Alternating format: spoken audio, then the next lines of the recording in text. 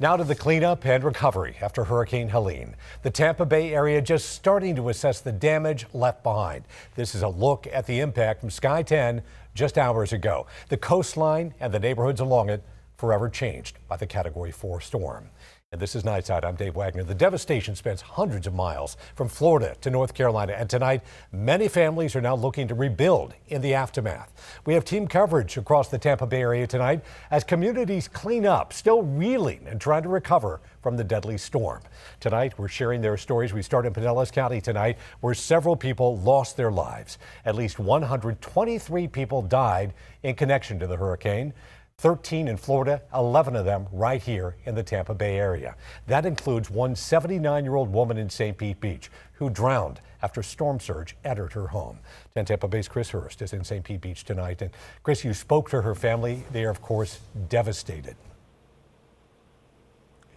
They are, Dave. Marjoroe Havard's son lives in Ohio. That's where he was when the storm hit. He says she didn't want to leave and be a burden on others. And now, the last time they talked, she said water was rushing inside their home. I'm really sad about my mom. Todd Webb is a snowbird. One of the best upbringings I think I could have. But his mom, Marjorie, lived on St. Pete Beach year-round.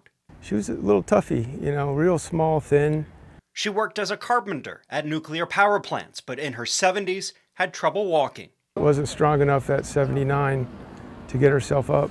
Todd last spoke to his mom around 9 the night Helene battered Barrier Islands. He urged her to go to her sister in Sarasota, but she stayed. She said, I'd be fine right here. She didn't want to be a burden, and she just wanted to stay right here. He last told her to stay on her bed, but he knows she tried using a shop vac to suck up the water that was rising inside. But she must have got off her bed and tripped in the 3 feet of water and drowned. He called her more than a dozen times on Friday and began to fear the worst, asking friends to check on her. Eventually I said, you know, somebody go over, break a window in the door, get in. And one of our friends around the corner eventually came and got in and found her on the floor. He's now not only cleaning up his mother's home, but his own home down the street. Helene destroyed it all. It's just horrible. It's the worst disaster I've ever seen.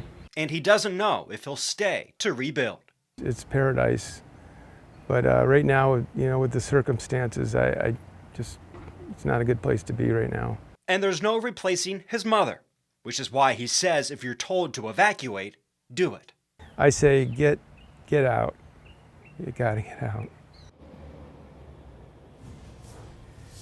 Out of the 11 deaths in the Bay Area, 9 were in Pinellas County. All 9 who died in the county were in mandatory evacuation zones. Live on St. Pete Beach, Chris Hurst, 10 Tampa Bay. Absolutely.